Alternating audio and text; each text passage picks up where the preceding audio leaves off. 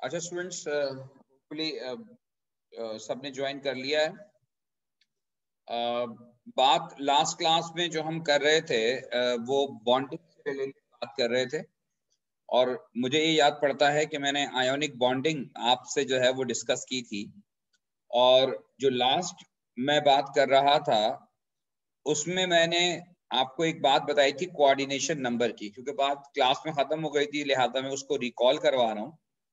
मैंने आपको ये बताया था कि in case of sodium chloride का जो लेटेस्ट स्ट्रक्चर था हमने वो बनाया था cubic in shape. Sodium chloride का जो लेटेस्ट स्ट्रक्चर होता है वो क्यूबिक इन शेप होता है, और क्यूबिक शेप में आपको मैंने ये भी बताया था कि एक सोडियम आयन जो है सराउंडेड होता है बाय 6 क्लोराइड आयन, और एक क्लोराइड आयन जो है वो सराउंडेड है बाय 6 सोडियम आयन। जिस पर मैंने आपको ये कहा था कि यहां पर जो कोऑर्डिनेशन नंबर है, कोऑर्डिनेशन नंबर वो 6 है। कोऑर्डिनेशन नंबर ऑफ सोडियम और coordination number of chloride. Coordination number हम कहते हैं number of surrounded pair of electrons को या नंबर ऑफ सराउंडेड पेयर्स को। तो यहाँ पर जो एक सोडियम है वो 6 क्लोराइड से, और एक क्लोराइड जो है वो 6 सोडियम से सराउंडेड है, इसलिए कोऑर्डिनेशन नंबर 6 है। अच्छा, अब एक पास पेपर में क्वेश्चन आया हुआ है जिसमें एग्जामिनर ये पूछ रहा है कि ये जो कोऑर्डिनेशन नंबर है, कोऑर्डिनेशन नंबर जो है वो किस पर ये कोऑर्डिनेशन नंबर जो है ये डिपेंड करता है।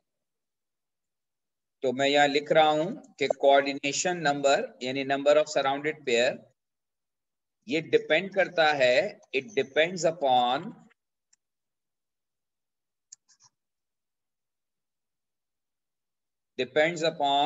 रेशियो ऑफ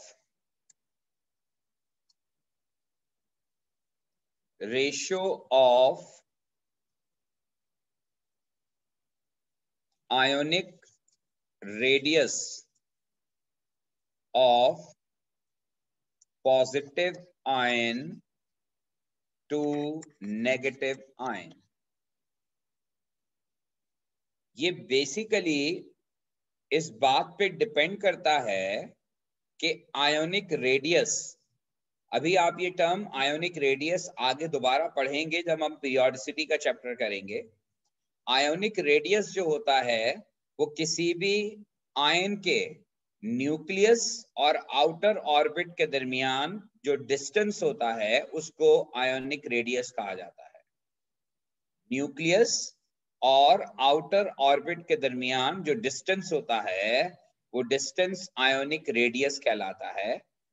और कोऑर्डिनेशन नंबर डिपेंड करता है ratio of ionic radius of positive ion to negative ion. इसकी कुछ वैल्यूज की रेंज हैं जो आपको याद नहीं करनी, और उस वैल्यू की रेंज की बेस पे डिसाइड होता है कि कोऑर्डिनेशन नंबर 4 है या 6 है या 8 है या कुछ और है। आपको सिर्फ ये कॉन्सेप्ट समझ में आना चाहिए कि एक पॉजिटिव आयन को कितने नेगेटिव आयन सराउंड करेंगे, ये इस बात पे डिपेंड करता है कि पॉजिटिव और नेगेटिव आयन के आयोनिक रेडियस का जो रेशियो है वो रेशियो क्या है, वो आयोनिक रेडियस के रेशियो पर डिपेंड करेगा। अच्छा, इसको आप और थोड़ा सिंप्लीफाई अगर करें तो सोचें कि अगर एक आयन साइज में छोटा है तो उसका जो सराउंडेड एरिया होगा वो कम होगा, तो वो कम आयन से सराउंडेड होगा। और अगर एक आयन साइज में बड़ा है तो बड़े साइज का जो आयन होगा उसके पास सराउंडिंग एरिया ज्यादा होगा, तो वो ज्यादा आयंस के साथ सराउंडेड होगा।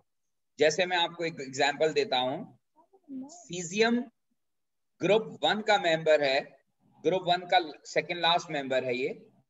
सीजियम फ्लोराइड एक कंपाउंड बनता है CSF, सीजियम फ्लोराइड, ये एक आयोनिक कंपाउंड है।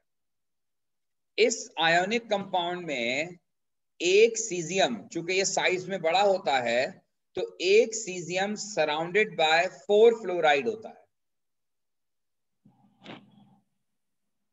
नहीं बल्कि 8 फ्लोराइड होगा। और एक फ्लोराइड चूंकि साइज में छोटा होता है, तो it is surrounded by 4 caesium only. मैं रिपीट कर रहा हूं, सीजियम आयन साइज में बड़ा होता है, इसलिए एक caesium ion surrounded by 8 fluoride होता है, यानी कोऑर्डिनेशन नंबर 8 होता है सीजियम का। जबकि फ्लोराइड आयन साइज में छोटा होने की वजह से उसके पास सराउंडेड एरिया कम होता है, तो एक फ्लोराइड आयन जो है वो सिर्फ 4 सीजियम आयन से सराउंडेड होता है। इसलिए आप ये नहीं समझिएगा कि कोऑर्डिनेशन नंबर हमेशा 6 ही होता है। हर आयोनिक कंपाउंड में कोऑर्डिनेशन नंबर अलग अलग होता है, और वो डिपेंड करता है कि वो जो आयन्स हम इस्तेमाल कर रहे हैं उनके आयोनिक रेडियस का रेशो क्या है। वो उस रेशो की बेसिस पर डिसाइड होता है कि उसमें किस तरह की कहानी होनी चाहिए। होपफुली आपको मेरी बात समझ में आ गई होगी, और अगर आप में से किसी का कोई क्वेश्चन है तो पूछ सकता है।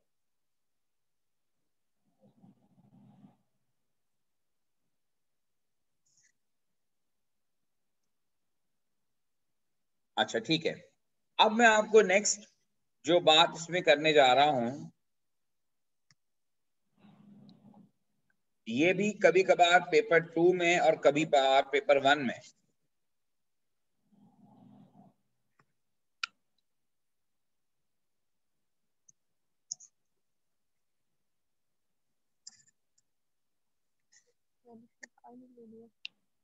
ये है dot and cross diagram.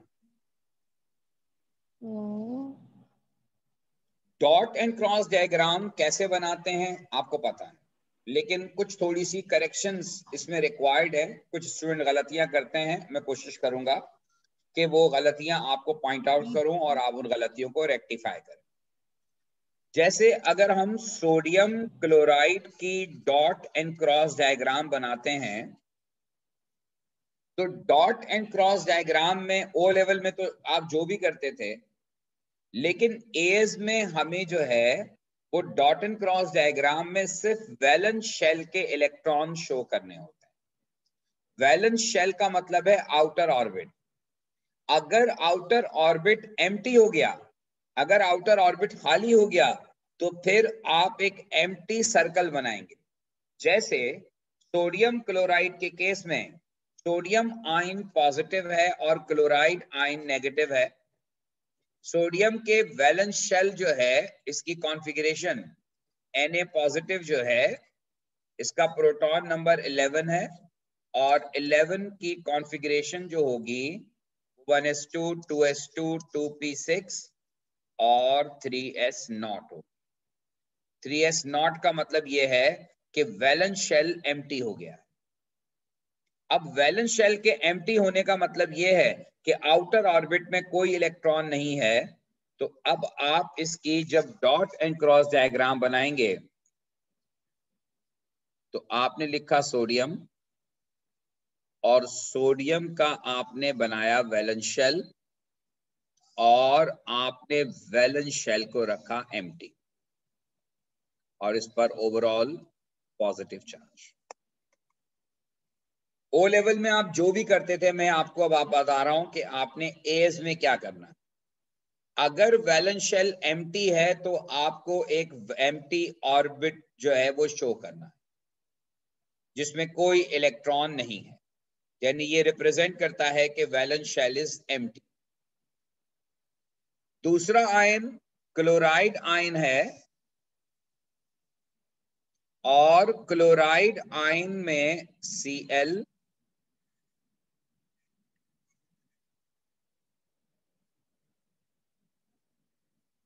Chloride ion का ओवरऑल चार्ज नेगेटिव है। अब क्लोराइड के वैलेंस शेल में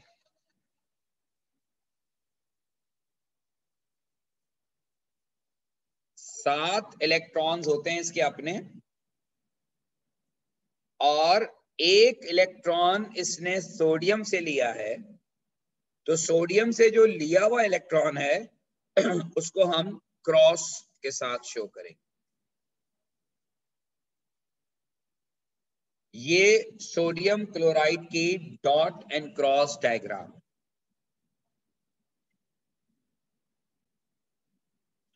अच्छा, आप ये भी कर सकते थे कि आप 7 क्रॉस बनाते और 8वां जो है वो डॉट बना देते। दोनों केसेस एक्सेप्टेबल है। अच्छा, दूसरी बात का ख्याल रखिएगा कि दो दो इलेक्ट्रॉन का पेयर बनता है, और उसकी बड़ी सिंपल वजह यह है कि जब आप क्लोराइड आयन की कॉन्फ़िगरेशन करते हैं तो 1s2 2s2 2p6 3s2 3p6 configuration होती है। और 3s2 3p6 का मतलब है कि 3s में 2 इलेक्ट्रॉन पेयर की फॉर्म में, और 3p6 का मतलब ये है कि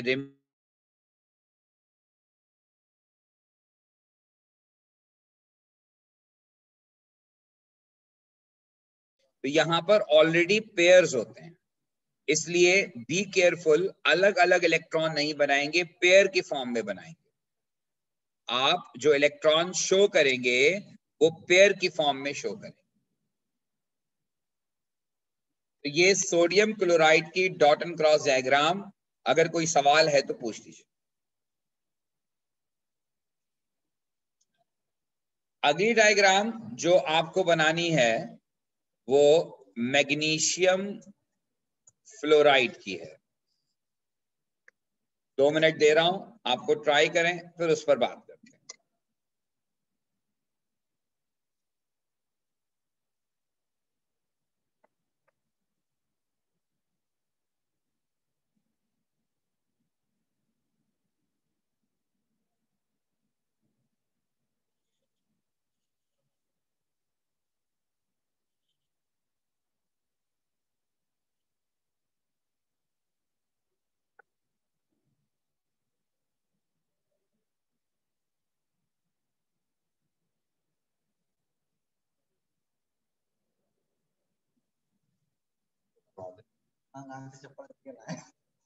अबे जहां से पिलाया हो चपड़ नहीं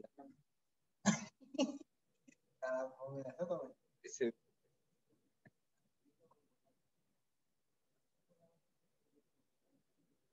ऐसे।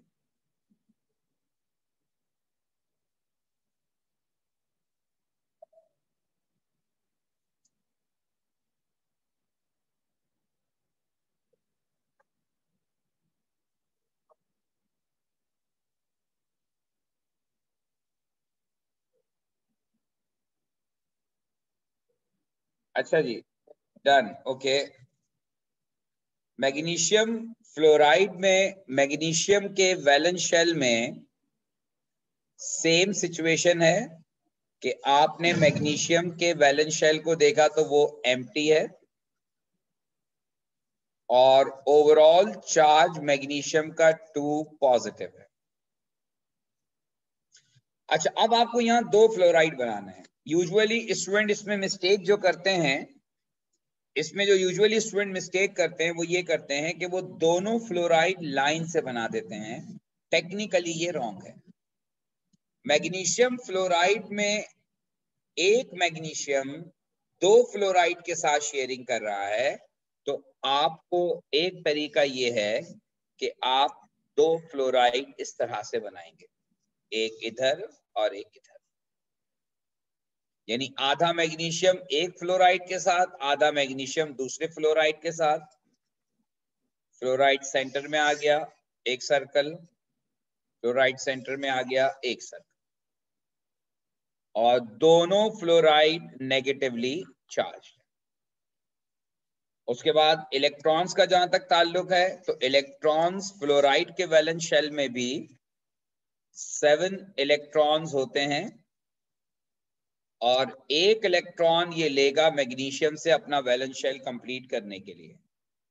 इसी तरह से दूसरा फ्लोराइड भी जो है उसके वैलेंस शेल में 7 इलेक्ट्रॉन्स हैं और 1 इलेक्ट्रॉन वो लेगा दूसरे फ्लोराइड से, मैग्नीशियम से। तो 7 डॉट्स और 1 क्रॉस, एक इसमें आएगा एक फ्लोराइड में, दूसरा क्रॉस दूसरे फ्लोराइड में आएगा। ये है मैग्नीशियम फ्लोराइड की डॉट एंड क्रॉस डायग्राम। अगर इसमें कोई कंफ्यूजन है तो बताइए।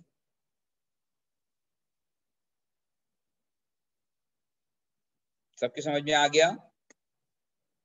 जी सर, आ गया। ठीक है, एक एग्जाम्पल और करेंगे। इसमें नॉर्मली एक मिस्टेक स्टूडेंट करते हैं, वो करके फिर हम फाइनली इसकी प्रॉपर्टीज पे आ जाएंगे, और वो है कैल्शियम ऑक्साइड। अच्छा, ये नहीं समझिएगा कि ये ओ लेवल है, डेफिनेटली ओ लेवल में आपने किया हुआ है, लेकिन एएस में पेपर 1 पेपर 2 दोनों में ये डॉट एंड क्रॉस डायग्राम का क्वेश्चन आता है।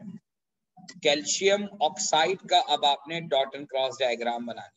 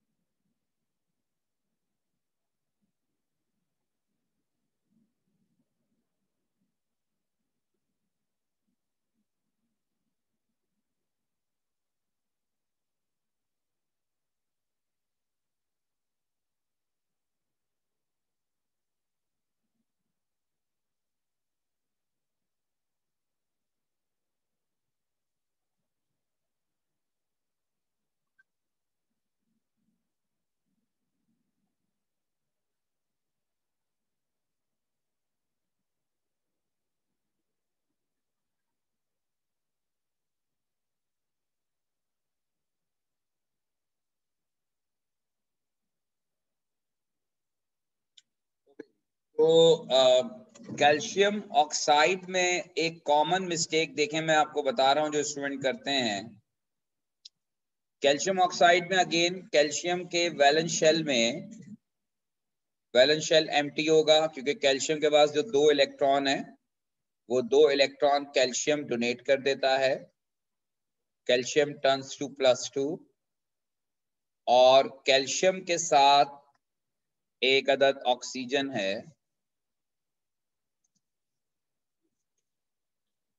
अब ऑक्सीजन के वैलेंस शेल में अपने 6 इलेक्ट्रॉन्स होते हैं।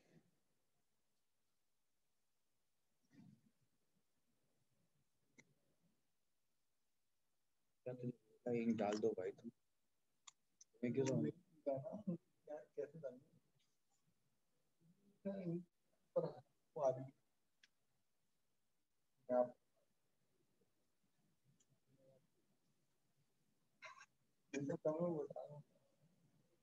रख ले अपने पास,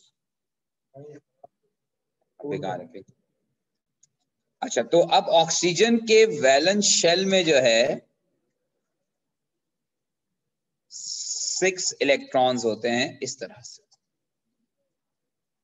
अच्छा, इसकी वजह मैं आपको बताऊं, ऑक्सीजन का प्रोटॉन नंबर 8 है। ऑक्सीजन की कॉन्फ़िगरेशन है 1s2 2s2 2p4, और 1s2 2s2 2p4 का मतलब ये है कि 2s में एक पेयर हो गया और 2p4 का मतलब ये है कि एक इलेक्ट्रॉन 2p में, दूसरा, तीसरा और ये चौथा, ये हो गए 4 इलेक्ट्रॉन। इसका मतलब है कि ऑक्सीजन के वैलेंस शेल में 2 इलेक्ट्रॉन अनपेयर्ड होंगे और 4 इलेक्ट्रॉन 2 पेयर की फॉर्म में होंगे। ये ऑक्सीजन की कंडीशन है जो इस वक्त आपको नजर आ रही है। अब जब ऑक्सीजन कैल्शियम से इलेक्ट्रॉन लेगा तो एक कैल्शियम ऑक्सीजन को 2 इलेक्ट्रॉन देगा। तो स्टूडेंट नॉर्मली गलती क्या करते हैं कि वो दोनों इलेक्ट्रॉन, दोनों क्रॉस, यानी कि दोनों क्रॉस एक जगह पेयरिंग कर देते हैं, जो कि टेक्निकली गलत है। हम क्या करेंगे, हमें दोनों क्रॉस अलग अलग जगहों पे शो करने हैं, क्योंकि जो 2 अनपेयर्ड इलेक्ट्रॉन हैं, ये दोनों अनपेयर्ड इलेक्ट्रॉन एक एक अनपेयर्ड इलेक्ट्रॉन जो कैल्शियम से आएगा उसको शेयर करेंगे। ये है इसकी correct dot and cross diagram. इसमें जो एक कॉमन मिस्टेक स्टूडेंट करते हैं वो ये करते हैं कि दोनों क्रॉस एक साथ बना देते हैं, और आपने ये काम नहीं करना। ये है जनाब इससे रिलेटेड पार्ट। अगर आपको इसमें कोई कंफ्यूजन है डॉट एंड क्रॉस डायग्राम में तो आप पूछ सकते हैं।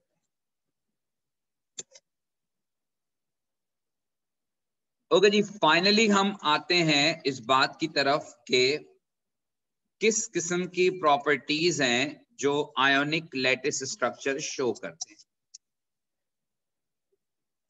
Properties of ionic lattice structure.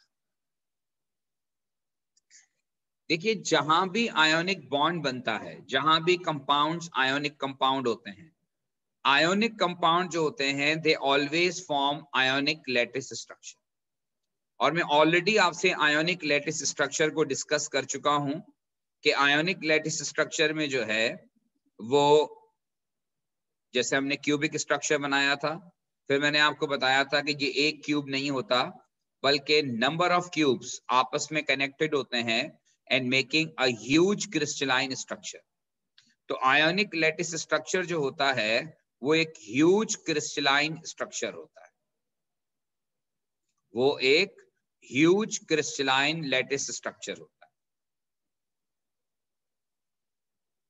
अब properties of ionic lattice structure में सबसे पहली बात कि आयोनिक लैटिस स्ट्रक्चर जो होते हैं उनके मेल्टिंग पॉइंट्स जो हैं, मेल्टिंग पॉइंट्स इनके हाई होते हैं। और उसका रीजन क्या होता है? उसका रीजन ये होता है कि due to strong electrostatic attraction, due to strong electrostatic attraction among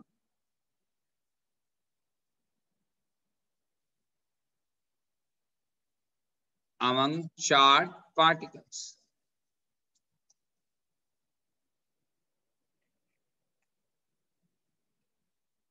अगर आपको किसी भी आयोनिक कंपाउंड को मेल्ट करना है तो you need to break ionic lattice structure, that means you need to break electrostatic attraction.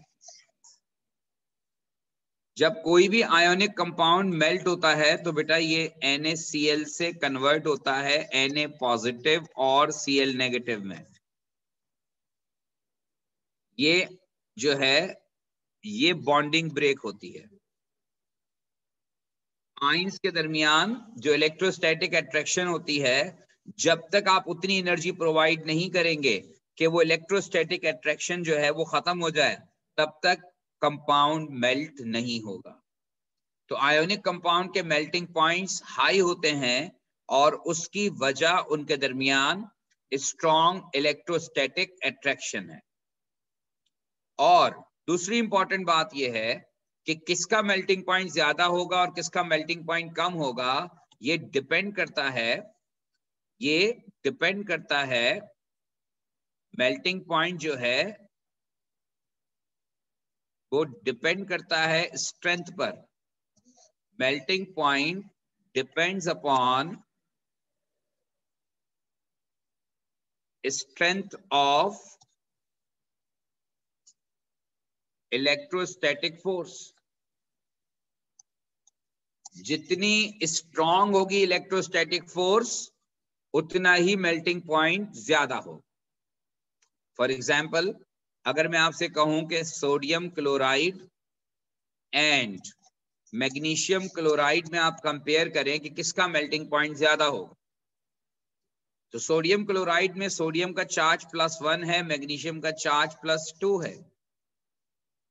तो अल्टीमेटली मैग्नीशियम का चार्ज ज्यादा होने की वजह से इसके पास इलेक्ट्रोस्टैटिक अट्रैक्शन ज्यादा है, और इलेक्ट्रोस्टैटिक अट्रैक्शन ज्यादा होने का मतलब यह है कि मैग्नीशियम क्लोराइड का मेल्टिंग पॉइंट जो है वो सोडियम क्लोराइड से ज्यादा हो।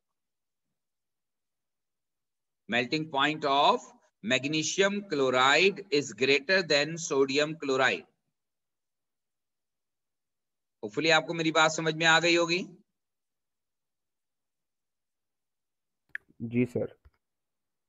इसी तरह से अगर आप तीसरा कंपाउंड कंपेयर करें मैग्नीशियम ऑक्साइड,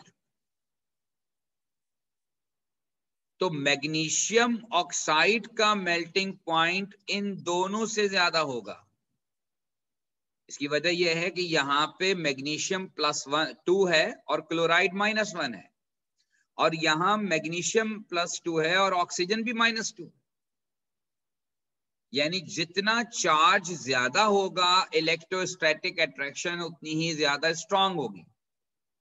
तो इन तीनों में highest melting point magnesium oxide का होगा, मैग्नीशियम क्लोराइड उससे कम होगा, और जो लीस्ट होगा वो सोडियम क्लोराइड हो। तो मैग्नीशियम ऑक्साइड का मेल्टिंग पॉइंट हाईएस्ट होगा because of greatest electrostatic force due to greatest charge in the compound. Hopefully आपको मेरी ये बात समझ में आ गई हो।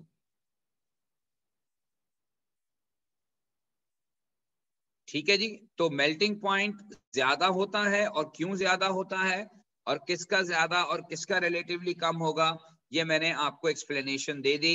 इस बिहाफ पर आप किसी भी कंपाउंड के मेल्टिंग पॉइंट का डिसीजन ले सकते हैं कि आयोनिक कंपाउंड में किस आयोनिक कंपाउंड का मेल्टिंग पॉइंट ज्यादा और किसका कम होगा।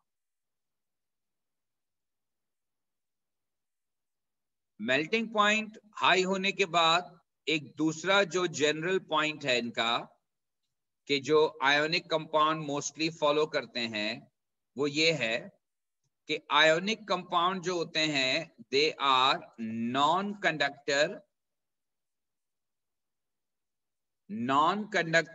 in solid state. They are non-conductor in solid state. Last point, melting point would be greater. Melting point greater उनका होगा जहां पर आयोनिक चार्ज का प्रोडक्ट ज्यादा हो। जैसे आप देखें मैग्नीशियम ऑक्साइड में प्रोडक्ट ऑफ आयोनिक चार्ज 2 × 2 4 है। मैग्नीशियम क्लोराइड में 2 × 1, क्लोराइड का चार्ज 1 होता है, तो 2 × 1 2 है। और सोडियम क्लोराइड में सोडियम और क्लोराइड का चार्ज 1 × 1 है। तो प्रोडक्ट ऑफ आयोनिक चार्ज जो है इन मैग्नीशियम ऑक्साइड वो ज्यादा है as compare to magnesium chloride या सोडियम क्लोराइड। इसलिए हम ये कह सकते हैं कि मैग्नीशियम ऑक्साइड का मेल्टिंग पॉइंट जो है वो ज्यादा है as compare to others. Next point जो था कि they are non conductor in solid state, और सॉलिड स्टेट में नॉन कंडक्टर ये क्यों होते हैं? Because free ions are not available. Free ions are not available क्योंकि सॉलिड के अंदर जो है सारे के सारे आयंस लैटिस स्ट्रक्चर को बनाने में इन्वॉल्व होते हैं, तो ions are not free, so they are non-conductor of electricity in solid state because free ions are not available, but they become good conductor. They are good conductors in molten form. जब आप इनको melt करते हैं तो मैंने ऊपर ही आपको बताया था कि ये अपने पॉजिटिव और नेगेटिव आयन में डिवाइड हो जाते हैं मेल्ट होने पर। तो जब ये पॉजिटिव और नेगेटिव आयन में डिवाइड होंगे, फ्री आयन्स प्रोड्यूस होंगे। तो फ्री आयन्स प्रोड्यूस होने का मतलब ये है कि ये एज गुड कंडक्टर एक्ट करेंगे। So they are good conductor in molten form as well as in their aqueous solution। ये aqueous solution के अंदर भी गुड कंडक्टर होते हैं, क्योंकि मोल्टन फॉर्म में भी ये आयनाइज हो जाते हैं, और जब आप इनको aqueous solution बनाते हैं इनका, जब आप इनको वाटर में डिसॉल्व करते हैं, तो वाटर भी इनको ब्रेक डाउन करता है into positive and negative ions में। तो वाटर के अंदर भी ये पॉजिटिव और नेगेटिव आयन में डिवाइड हो जाते हैं, और एक्वस सॉल्यूशन के अंदर भी आपको फ्री आयंस मिलते हैं। So presence of free ions इनको गुड कंडक्टर बना देती है in molten form as well as in their aqueous solution. एक और इंपॉर्टेंट बात जो है वो ये है कि यूजुअली जो है ionic compound soluble in water होते हैं। Usually they are soluble in water।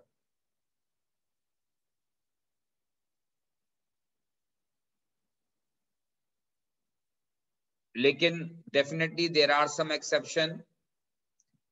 solubility किसी की ज्यादा किसी की कम होती है, वो कुछ और फैक्टर्स हैं जिनको आप A2 में पढ़ेंगे।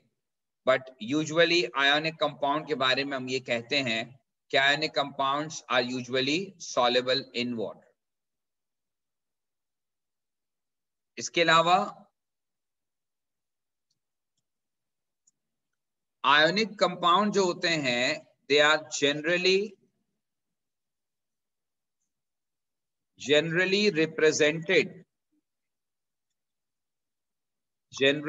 represented by empirical formula। यानी आयोनिक कंपाउंड का अपना कोई ओरिजिनल फार्मूला नहीं होता, मॉलिक्यूलर फार्मूला नहीं होता, because ionic compounds are not molecule. आपको पता है कि आयोनिक कंपाउंड मॉलिक्यूल नहीं होते, ये मैं बात पहले भी बता चुका हूं आपको। आयोनिक कंपाउंड का जो फॉर्मूला होता है, जो आप NaCl लिखते हैं, तो वो NaCl जो है वो सिंपलेस्ट रेशियो को रिप्रेजेंट करता है। वो आपको ये बताता है कि सोडियम और क्लोराइड का जो सिंपलेस्ट रेशियो है वो 1:1 है। लेकिन वो फार्मूला आपको एग्जैक्ट नंबर ऑफ एटम्स या आयंस नहीं बताता, ये सिर्फ रिलेटिव रेशियो को रिप्रेजेंट करता है। So these are the properties of ionic lattice structure. इसमें अगर कोई कंफ्यूजन है, कोई सवाल है आपका, तो आप पूछ सकते।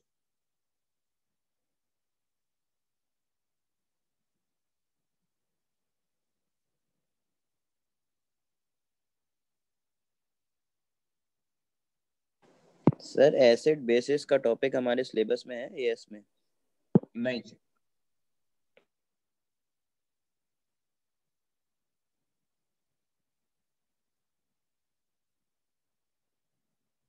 उस तरह से नहीं है जिस तरह से आपने ओ लेवल में पढ़ा था। थोड़ा सा पढ़ेंगे इक्विलिब्रिया के चैप्टर में, लेकिन वो उससे डिफरेंट कहानी है।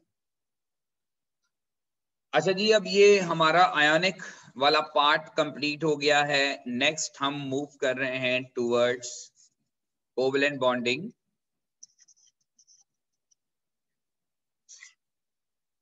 अच्छा जी, आयोनिक बॉन्डिंग में तो हमने जो डेफिनेशन लिखी थी, तो आपका ओ लेवल का कॉन्सेप्ट था आयोनिक बॉन्डिंग में, वो ये था कि a bond form by the transfer of electron. लेकिन जब आपको याद होगा, मैंने क्लास में आयोनिक बॉन्डिंग की डेफिनेशन बताई थी, तो उस वक्त आपको बताया था कि ionic bonding is basically an electrostatic attraction among oppositely charged particle. इसी तरह से कोवेलेंट बॉन्डिंग में भी अब थोड़ी सी बात मुख्तलिफ हम करेंगे, लेकिन पहले वही पुरानी वाली बात कि आप जो कोवेलेंट बॉन्डिंग को डिफाइन करते हैं, वो ये डिफाइन करते हैं कि अ बॉन्ड फॉर्म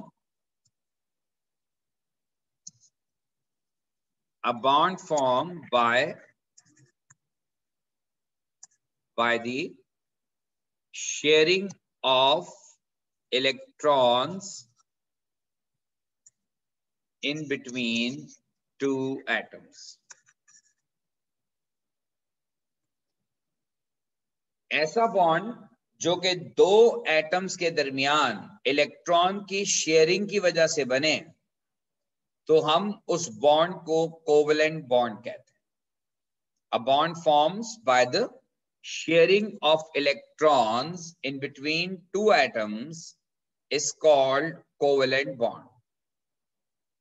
लेकिन देखिए, आप अगर रिकॉल करें थोड़ा सा एटॉमिक स्ट्रक्चर को, एटॉमिक स्ट्रक्चर में मैंने आपको ये बताया था कि इलेक्ट्रॉन्स जो मूव करते हैं विद इन एन एटम, वो मूव करते हैं ऑर्बिटल्स के अंदर. s orbital, p orbital, d, px, py, pz, ये मुख्तलिफ ऑर्बिटल्स हैं. सो बेसिकली इलेक्ट्रॉन्स हमेशा एक खास एरिया के अंदर मूव कर रहे होते हैं. इलेक्ट्रॉन कोई रुकी हुई चीज नहीं है कि एक जगह पे कोई रुका हुआ पार्टिकल है कि आप उन दोनों की शेयरिंग करवा दें. ओ लेवल की हद तक तो ये डेफिनेशन बिल्कुल ठीक है, इवन आप ए लेवल में भी ये डेफिनेशन यूज कर सकते हैं. लेकिन अब कोशिश हम करेंगे कि आपको रियल कॉन्सेप्ट समझ में आए कोवेलेंट बॉन्डिंग का, कि कोवेलेंट बॉन्डिंग में सिर्फ इलेक्ट्रॉन्स की शेयरिंग मुमकिन नहीं है, क्योंकि इलेक्ट्रॉन ऑर्बिटल के अंदर कंटिन्यूअसली मूव कर रहे होते हैं. इलेक्ट्रॉन ऑर्बिटल के अंदर किसी एक जगह पर रुके हुए नहीं होते कि हम कहें कि इलेक्ट्रॉन की शेयरिंग हो गई. एक्चुअली शेयरिंग इलेक्ट्रॉन की नहीं होती, शेयरिंग ऑर्बिटल्स की होती है. कोवेलेंट बॉन्डिंग जब होती है तो उसमें ऑर्बिटल यानी वो एरिया जिसके अंदर इलेक्ट्रॉन मूव कर रहा होता है, वो पूरा एरिया आपस में शेयर करता है, और उस एरिया की शेयरिंग की वजह से कोवेलेंट बॉन्डिंग डेवलप होती है. क्या आपको मेरी ये बात समझ में आई? जी सर, आगे देखिए, वो लोग जो स्टिल कंफ्यूज हैं, मैं ये कहना चाह रहा हूं कि इलेक्ट्रॉन कोई एक जगह पे रुका हुआ पार्टिकल नहीं है कि आप उसको किसी के साथ शेयर करवा दें. इलेक्ट्रॉन तो मुस्तकिल अपनी जगह चेंज कर रहा है. इलेक्ट्रॉन तो कंटिन्यूअसली रिवॉल्व कर रहा है अपने एक एरिया के अंदर, जो उसके पास अलॉटेड एरिया है जिसके अंदर उसको मूव करना है. तो जब इलेक्ट्रॉन एक पर्टिकुलर एरिया के अंदर मूव कर रहा है, तो फिर उसकी शेयरिंग के लिए जरूरी है कि वो पूरा एरिया शेयर करे, ताकि इलेक्ट्रॉन जो है वो अपने उस एरिया के अंदर घूमता रहे. तो इसी वजह से जब हम कोवेलेंट बॉन्डिंग को डिफाइन करते हैं, तो कोवेलेंट बॉन्डिंग को डिफाइन करने के दौरान हम ये नहीं कहते ये शेयरिंग ऑफ इलेक्ट्रॉन है, बल्कि हम कोवेलेंट बॉन्डिंग को कहते हैं कि it is basically a sharing of orbitals.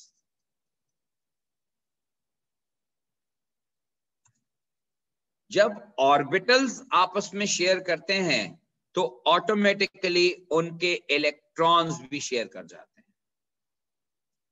मैं आपको एक छोटी सी एग्जांपल दूंगा, इसकी डिटेल में फिर दोबारा आगे जाऊंगा बाद में. देखिए, ये एक s ऑर्बिटल है, स्फेरिकल इन शेप.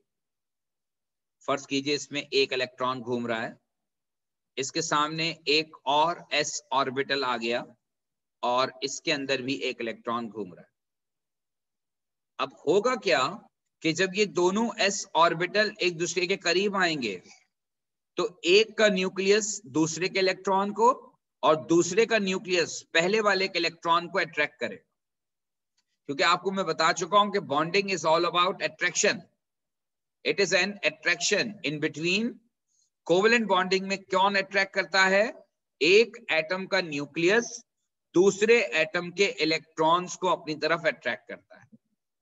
इस अट्रैक्शन की वजह से क्या होता है कि ये एरिया आपस में ओवरलैप कर जाते हैं, एंड आफ्टर देयर ओवरलैपिंग ये एरिया ओवरलैप कर गया और ये एक नया ऑर्बिटल फॉर्म हो गया आफ्टर देयर ओवरलैपिंग. और अब इस एरिया के अंदर ये दोनों इलेक्ट्रॉन, जो दोनों अलग अलग ऑर्बिटल के अंदर इलेक्ट्रॉन थे, आफ्टर ओवरलैपिंग ये एक नया एरिया डेवलप हुआ और इस एरिया के अंदर ये इलेक्ट्रॉन आ गए। इन दोनों ऑर्बिटल्स को जो शेयरिंग से पहले थे, इन्हें एटॉमिक ऑर्बिटल कहा जाता है, क्योंकि ये एटम के अपने अपने ऑर्बिटल थे, दो अलग अलग एटम के ऑर्बिटल थे। लेकिन आफ्टर देयर शेयरिंग, जब ये आपस में शेयर कर गए, अब ये एक कॉमन नया ऑर्बिटल बना जो कि कहलाएगा SS। अब इसको एटॉमिक ऑर्बिटल नहीं कहते, इसे मॉलिक्यूलर ऑर्बिटल कहते हैं। SS molecular orbital.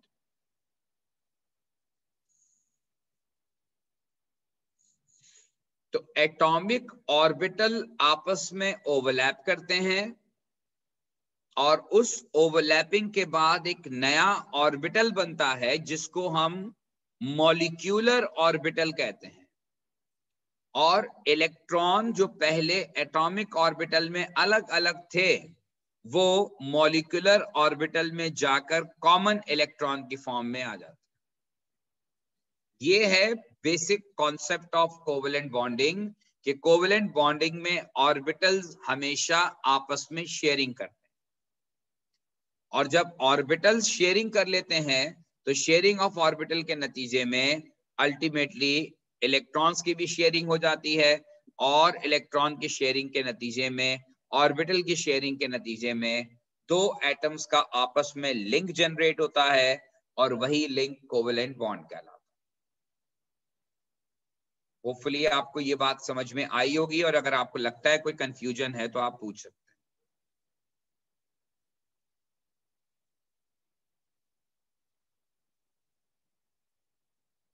सर इसको समराइज करके एक दफा फिर से बता देंगे प्लीज। समरी बड़ी सिंपल है बेटा। देखिए, मैंने आपको पहले भी कहा कि किसी भी एटम के अंदर इलेक्ट्रॉन्स जो होते हैं वो कोई फ्री फ्लोटिंग पार्टिकल नहीं है कि वो जहां दिल चाहे वहां चला जाए। हर एटम के अंदर इलेक्ट्रॉन एक मखसूस एरिया के अंदर घूमते हैं, और जिस एरिया के अंदर वो घूमते हैं उसे ऑर्बिटल कहा जाता है। और ऑर्बिटल में इलेक्ट्रॉन्स किसी एक जगह पे रुके हुए नहीं होते, बल्कि ऑर्बिटल के अंदर इलेक्ट्रॉन पूरे ऑर्बिटल के अंदर मुस्तकिल घूम रहे होते हैं। अब जब हम ये कहते हैं शेयरिंग ऑफ इलेक्ट्रॉन, तो practically sharing of electron possible उस वक्त तक नहीं है जब तक के ऑर्बिटल्स की शेयरिंग ना हो, क्योंकि इलेक्ट्रॉन तो ऑर्बिटल के अंदर घूम रहे हैं। जब ऑर्बिटल आपस में शेयर करेंगे, यानी वो एरिया जिसके अंदर इलेक्ट्रॉन घूम रहा है, जब तक वो एरिया कॉमन नहीं हो जाएगा, जब तक वो एरिया शेयर नहीं कर जाएगा, तब तक इनके दरमियान किसी किस्म का कोई लिंक, कोई बॉन्ड जनरेट नहीं हो। कोवेलेंट बॉन्डिंग के लिए जरूरी होता है कि ऑर्बिटल्स के दरमियान शेयरिंग हो, और ऑर्बिटल के दरमियान शेयरिंग जब होती है तो दो ऑर्बिटल जब भी आपस में शेयर करते हैं, जो एटॉमिक ऑर्बिटल्स होते हैं, तो वो आफ्टर देयर शेयरिंग एक नया ऑर्बिटल बनाते हैं जो पुराने ऑर्बिटल से मुख्तलिफ होता है। पुराना ऑर्बिटल एटॉमिक ऑर्बिटल है, और आफ्टर देयर शेयरिंग जो ऑर्बिटल बनता है उसे हम मॉलिक्यूलर ऑर्बिटल कहते हैं। आफ्टर देयर शेयरिंग जो ऑर्बिटल फॉर्म होता है उसे हम मॉलिक्यूलर ऑर्बिटल कहते हैं, और मॉलिक्यूलर ऑर्बिटल का शेप एटॉमिक ऑर्बिटल से मुख्तलिफ होता है, और उसमें इलेक्ट्रॉन दोनों ऑर्बिटल के कॉमन हो जाते हैं, क्योंकि पहले दोनों एटॉमिक ऑर्बिटल के अपने अपने इलेक्ट्रॉन थे, और after their overlapping, after their mixing, after their combination, अब उनका कॉमन एरिया डेवलप हो गया, उनके दरमियान एक रिलेशन जनरेट हो गया, और वो ऑर्बिटल जो है वो कन्वर्ट हो गया एक नए ऑर्बिटल के अंदर, जो कि पहले एटॉमिक ऑर्बिटल था, अब वो एटॉमिक ऑर्बिटल से मॉलिक्यूलर ऑर्बिटल बन गया। तो इसकी वजह से जो है दो एटम आपस में शेयर कर लेते हैं। इसी वजह से उनके दरमियान एक लिंक डेवलप होता है, एक रिलेशन क्रिएट होता है, और वो लिंक जो है फिर वो एक कोवेलेंट बॉन्ड की शक्ल इख्तियार कर लेता है। ठीक है जी, ठीक है सर। अच्छा अब क्विकली जो है कोवेलेंट बॉन्ड आमतौर पे कब बनता है? कोवेलेंट बॉन्ड आमतौर पर बनता है अमंग नॉन मेटल्स। ये मैं जनरलाइज बात कर रहा हूं। यूजुअली जब नॉन मेटल्स आपस में कंबाइन होते हैं तो कॉम्बिनेशन अमंग नॉन मेटल्स जो है वो कोवेलेंट बॉन्ड बनाता है। जैसे कॉमन एग्जांपल जो है नाइट्रोजन हाइड्रोजन का बॉन्ड अमोनिया में, ऑक्सीजन हाइड्रोजन का बॉन्ड वाटर में, या हाइड्रोजन क्लोरीन का बॉन्ड HCl में, या इस तरह से बहुत सारी एग्जांपल आप ले सकते हैं। Carbon hydrogen bond, carbon nitrogen bond, silicon nitrogen bond, silicon sulphur bond, मतलब कोई भी एग्जांपल हो सकता है। तो नॉन मेटल्स जब भी आपस में मिलते हैं तो नॉन मेटल्स के दरमियान बनने वाला जो बॉन्ड होता है वो आमतौर पर कोवेलेंट इन नेचर होता है। दूसरी बात यह है कि एक और चीज जो है वो आमतौर पर देखा गया है कि जब ग्रुप 14 टू ग्रुप 17 के मेंबर्स आपस में मिलते हैं, group 14 to group 17 combine with each other, तब भी रिजल्टेंट बॉन्ड कोवेलेंट होता है। जब ग्रुप 14 से लेकर ग्रुप 17 तक के मेंबर्स कंबाइन होते हैं आपस में, तो 14 टू 17 जब कंबाइन होते हैं आपस में तो रिजल्टेंट बॉन्ड जो होता है वो कोवेलेंट इन नेचर होता है। और तीसरा इंपॉर्टेंट पॉइंट ये है कि अगर डिफरेंस ऑफ इलेक्ट्रोनेगेटिविटी, जिसको मैंने आयोनिक में एक्सप्लेन किया था, electronegativity is an ability of an atom to attract a shared pair of electron towards itself. तो अगर difference of electronegativity is less than 1.7 तो भी resultant bond covalent in nature हो। ये इलेक्ट्रोनेगेटिविटी की बेस पर भी आप इसे डिफरेंशिएट कर सकते हैं। तो ये जनरल क्राइटेरिया है जो आपको कोवेलेंट बॉन्डिंग को अंडरस्टैंड करने में हेल्प आउट करता है कि कौन से मेंबर्स या कौन से एलिमेंट हैं जो कि कोवेलेंट बॉन्डिंग करते हैं। ठीक है जी, होपफुली आपको ये बात समझ में आ गई होगी। इंशाल्लाह इसको हम कंटिन्यू करेंगे अगली क्लास में। अगर आपके जहन में कोई क्वेश्चन है फिलहाल तो पूछ लीजिए।